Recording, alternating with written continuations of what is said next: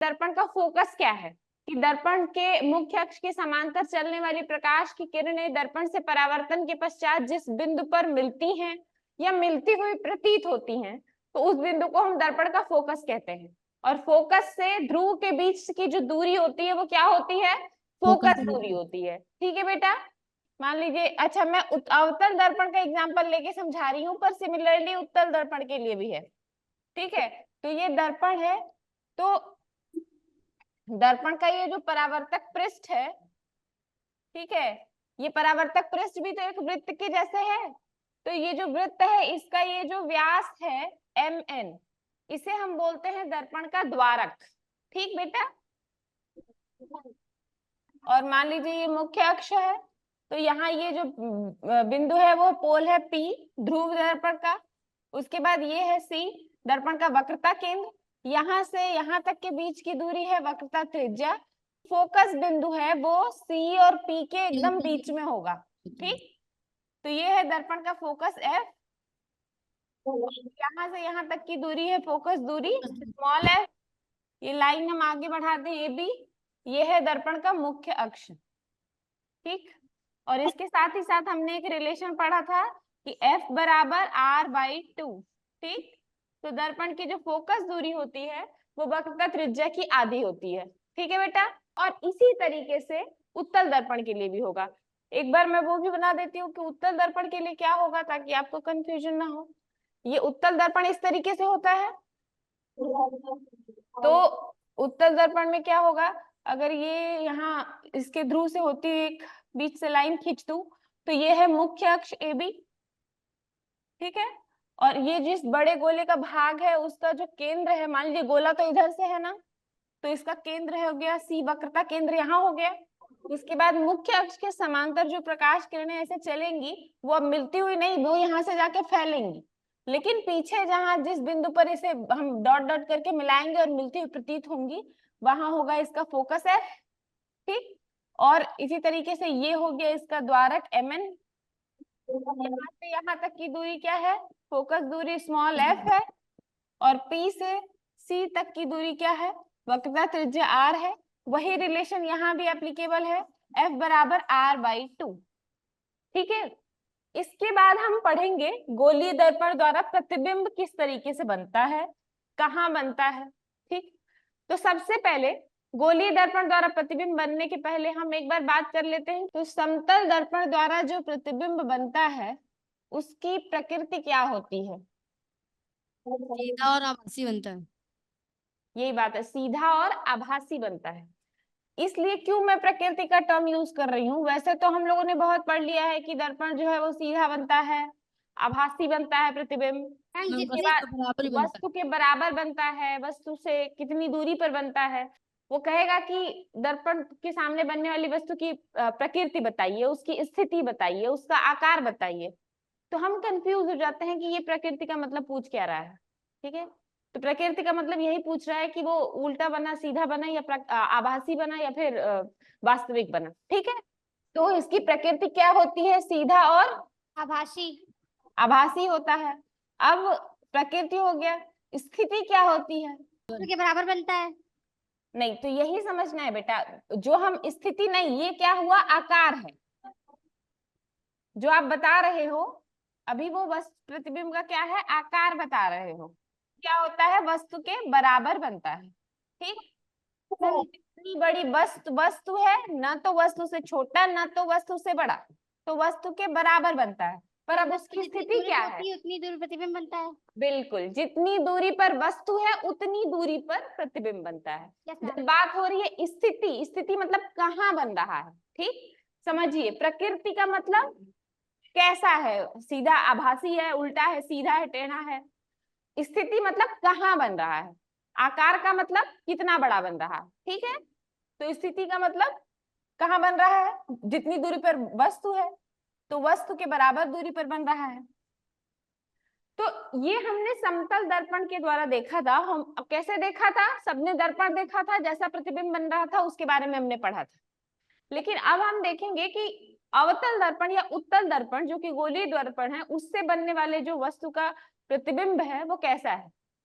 ठीक है, चलिए तो पहली बात ये कि प्रतिबिंब बनता कैसे है। अगर हमें अवतल दर्पण और उत्तल दर्पण द्वारा प्रतिबिंब बनना पढ़ना है तो पहले ये समझना पड़ेगा कि प्रतिबिंब कैसे बनता है। मान लीजिए कि ये कोई छोटा सा टॉर्च है या कोई भी ऐसी वस्तु है जिससे प्रकाश निकल रहा है। तो जब प्रकाश निकलता है तो प्रकाश बहुत सारे डायरेक्शन में निकलेगा। ऐसा तो कोई है नहीं फिक्स कि प्रकाश एक ही डायरेक्शन में निकलेगा। अब अलग बात है टॉर्च को ऐसा बना देंगे तो प्रकाश सीधे सीधे इस तरफ आगे की तरफ निकलेगा, है ना। टॉर्च को जब ऐसा बना देते हैं तो प्रकाश बस इधर निकलता है, ठीक है। पर वैसे अगर एक सामान्य वस्तु रखी है तो उससे चारों दिशाओं में प्रकाश निकल सकता है, ठीक। Yes ma'am.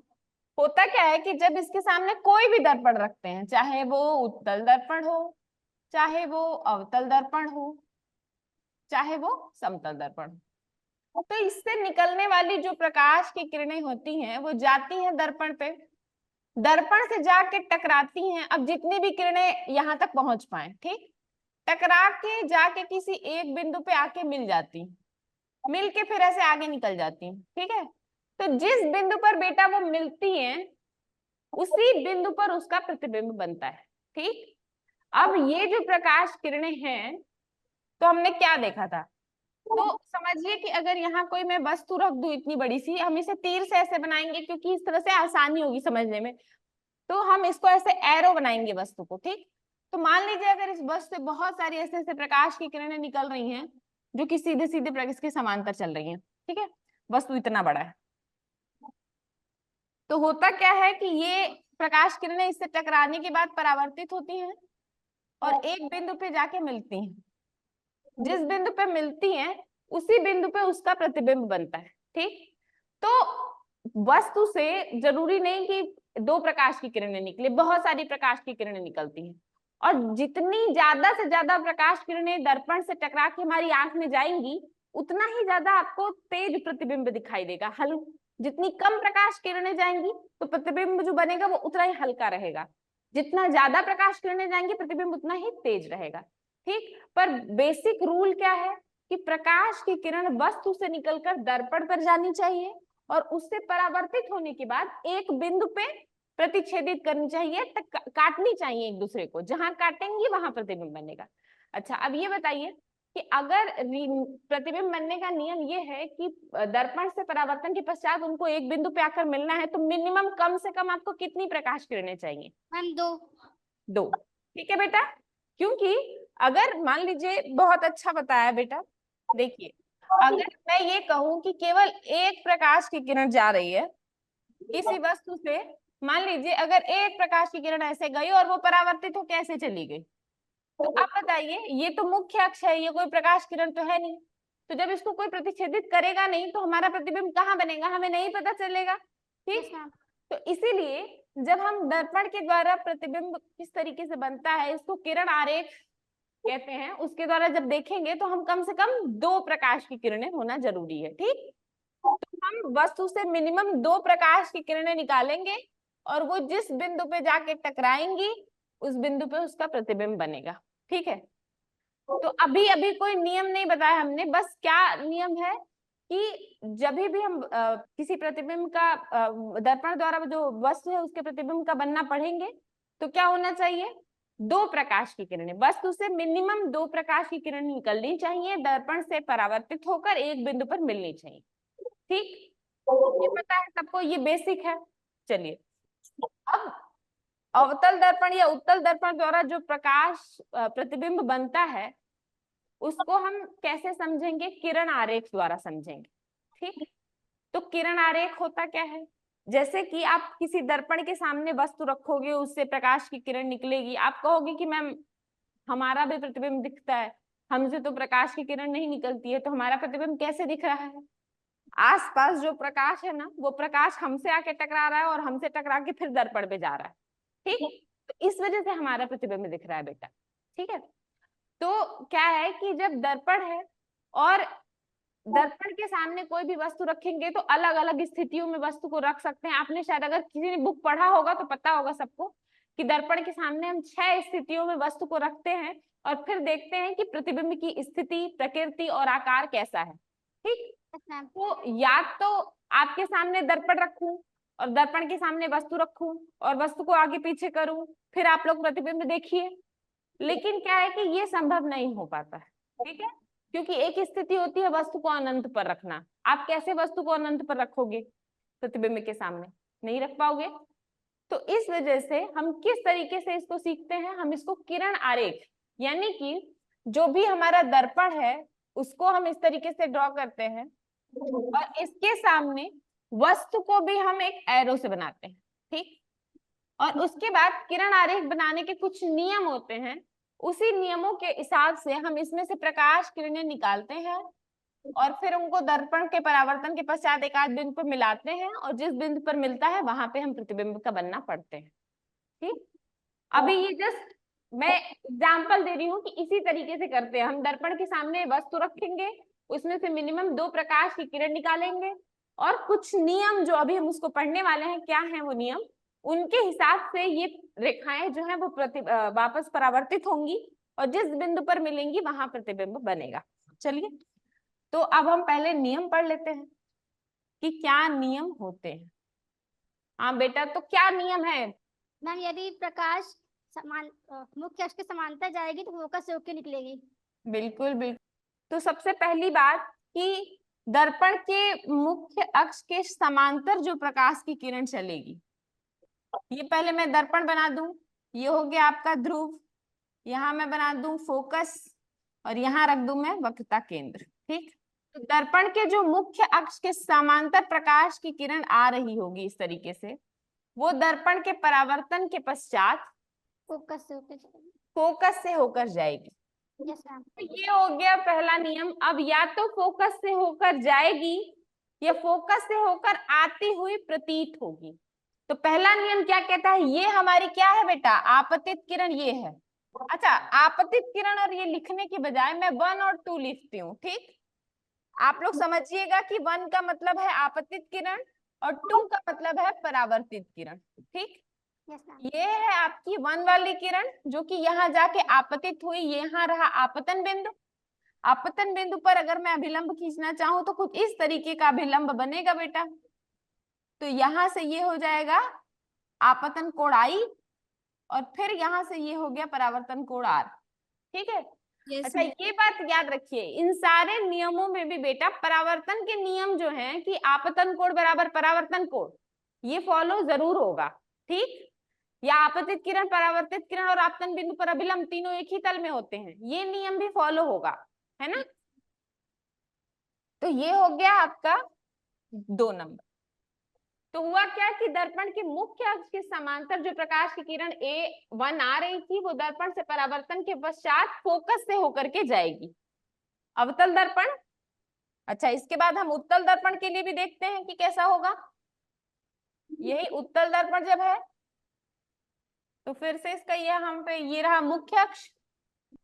मुख्य अक्ष ये हो गया P, यहाँ पे मान लीजिए हम बना ले कहीं C और ये हो गया इसका बीच में F, ठीक। तो अवतल दर्पण में क्या होगा बेटा? जो मुख्य अक्ष के समांतर प्रकाश की किरण जाएगी, यहाँ से वो परावर्तन के पश्चात इधर थोड़ी ना जाएगी, दर्पण के पीछे तो जा नहीं सकती, इधर तो कलाई लगी हुई है। तो वो क्या होगा? हम जाते ही प्रतीत होगी। होगा क्या कि एक्चुअली वो इस तरीके से दूर फैल जाएगी, ठीक, दूर हट जाएगी। लेकिन अगर हम इसको पीछे की तरफ इस तरह से बढ़ाएं कहीं, तो आपको लगेगा कि ये पॉइंट F से होके आ रही है, ठीक। तो अब यहाँ पे 1 2 और वो क्या है? ये हो गई आपकी आपतित किरण 1, यहाँ हो गया आपका आपतन बिंदु। अगर इस पे मैं एक डॉट डॉट अभिलंब खींच दूं तो ये हो गया आपका आपतन कोण और ये हो गया आपका परावर्तन कोण और ये हो गई आपकी नंबर 2 जो परावर्तित किरण है, ठीक है। तो ये रहा किरण आरेख द्वारा प्रतिबिंब बनने के लिए पहला नियम कि दर्पण के मुख्य अक्ष के जो समांतर प्रकाश की किरण चल रही है वो दर्पण से परावर्तन के पश्चात फोकस से होकर जाएगी, ये है अवतल दर्पण में, या फिर फोकस से आती हुई प्रतीत हो गई उत्तल दर्पण में, ठीक है। पहला नियम क्लियर है? किसी को कोई डाउट? No ma'am. ठीक है, चलिए अब दूसरा नियम क्या कहता है? अच्छा, दूसरा नियम जो है बेटा वो सीधे इसी का उल्टा है। अगर मुख्य अक्ष के समांतर प्रकाश की किरण चल रही थी तो वो फोकस से होकर गई या फिर फोकस से आती हुई प्रतीत हुई। लेकिन अगर कोई प्रकाश की किरण मुख्य अक्ष से होकर जाए या मुख्य अक्ष से आती हुई प्रतीत हो तो वो दर्पण से परावर्तन के पश्चात क्या हो जाएगा उसका, बताइए। इसी का उल्टा है बस वो। अगर मान लीजिए अभी आपने कहा कि मुख्य अक्ष के समांतर चलने वाली प्रकाश की किरण जो है वो क्या होगा कि दर्पण से परावर्तन के पश्चात फोकस से होकर जाएगी। अब अगर मैं कह दूं कि कोई प्रकाश की किरण ऐसे आ रही है कि वो ऐसे फोकस से होकर जा रही है, मुख्य अक्ष के समांतर हो मुख्य जाएगी। अक्ष के समांतर चली बस। जाएगी। बिल्कुल बिल्कुल सही, वो मुख्य अक्ष के समांतर हो जाएगी। जब मुख्य अक्ष के समांतर वाली परावर्तन के पश्चात फोकस से होकर गई या फोकस से आते हुए प्रतीत हुई, तो जब फोकस से जाने वाली प्रकाश की किरण आएगी वो परावर्तन के पश्चात क्या हो जाएगी, मुख्य अक्ष के समांतर। समांतर हो जाएगी। ये हो गई मुख्य अक्ष के समांतर। ठीक है, ये हो गया 1 आपतित किरण और ये हो गया 2 परावर्तित किरण। अच्छा, यहाँ पे भी ये पॉइंट है अभिलंब। अगर मैं एक छोटा सा यहाँ पे लंब खींचने की कोशिश करूं तो यहाँ पे आपको कोण आई और कोण आर दोनों मिल जाएंगे। ठीक, दोनों एक दूसरे के बराबर हो जाएंगे। Yes ma'am. तो ये हो गया अवतल दर्पण में। अच्छा, अब उत्तल दर्पण में यही कैसे होगा, तो उत्तल दर्पण में बेटा प्रकाश की किरण फोकस से होकर आएगी तो है नहीं, फोकस तो पीछे है। प्रतीत होगी। हाँ बिल्कुल, आती हुई प्रतीत होगी। तो कैसे आएगी, मान लीजिए ये है, अगर कोई प्रकाश की किरण दर्पण के ऊपर इस तरह से आके पड़े, ये 1, यस मैम, तो मुख्य अक्ष के समांतर हो तो फिर जाएगी। क्या होगा, उसके बाद ये मुख्य अक्ष के इस तरह से समांतर हो जाएगी। एरो से समझिएगा कि कौन सी आई और कौन सी चली गई। ठीक, यहाँ पे भी एकदम इसको बीच में से आधा आधा बांट दे तो एक है आई और दूसरा है आर। ठीक है, यस मैम। तो ये हो गया दूसरा नियम कि दर्पण के फोकस से होकर जाने वाली प्रकाश की किरण या फिर फोकस से आती हुई प्रतीत होने वाली प्रकाश की किरण दर्पण से परावर्तन के पश्चात मुख्य अक्ष के समांतर हो जाएगी। तो आसान है ना बेटा ये समझना, एकदम दोनों एक दूसरे के उल्टा उल्टा था ये दोनों नियम। अगर आप एक नियम समझ लेते हो तो दूसरा वाला खुद ही याद हो जाएगा। यस। चलिए ठीक है, तो दूसरा नियम हो गया। अब तीसरे नियम की बात कर लेते हैं। तो तीसरा नियम कहता है कि दर्पण के वक्रता केंद्र से अगर कोई प्रकाश की किरण जा रही है, थोड़ा सा एफ बीच में यहाँ रहेगा बेटा, कि अगर दर्पण के वक्रता केंद्र से कोई प्रकाश की किरण गुजरती हुई आ रही है, दर्पण पे पड़ रही है या फिर वक्रता केंद्र से आती हुई प्रतीत हो रही है, तो उसका क्या होगा, हम उसी मार्ग से वापस लौट जाएगी। बिल्कुल ये इसी मार्ग से बेटा वापस लौट जाएगी। तो ये प्रकाश की किरण इधर ही से आएगी 1 और फिर जस्ट उल्टे इधर ही पलट के चली भी जाएगी 2। ठीक है, तो 2 भी यही और 1 भी यही। ये सबसे आसान नियम लगता है क्योंकि लाइन एक ही बनानी रहती है, दूसरी भी नहीं बनानी पड़ेगी आपको। Yes ma'am. ठीक, तो ये हो गया अवतल दर्पण में। और उत्तल दर्पण में ऐसे ही कैसे हो जाएगा, ये हो गया उत्तल दर्पण में, ये है C और ये है F। तो कोई प्रकाश की किरण बेटा जब ऐसे आए कि आपको लगे कि ये वक्रता केंद्र पे जाके मिलेगी या वक्रता केंद्र से आते हुए प्रतीत होने वाली है, इस तरह की प्रकाश की किरण, तो ये फिर वापस इसी दिशा में वापस चली जाएगी। ठीक, तो ये हो गया तीसरा नियम। इसी में तीसरे नियम में जैसा ही कुछ एक ये भी है कि अगर प्रकाश की किरण मुख्य अक्ष से ही होके जाए तो वो भी क्या होगी, उसी दिशा में वापस लौट जाएगी।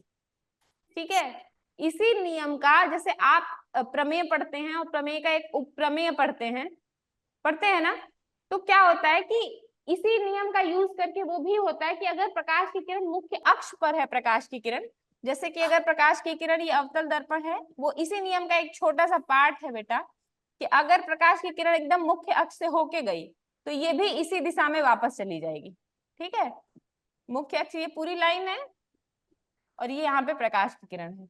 इसी तरीके से उत्तल दर्पण में भी है बेटा, कि अगर कोई प्रकाश की किरण ऐसा आपको लग रहा है कि एकदम मुख्य अक्ष पर है तो क्या होगा उसका, वो वहीं वापस लौट जाएगी उसी दिशा में।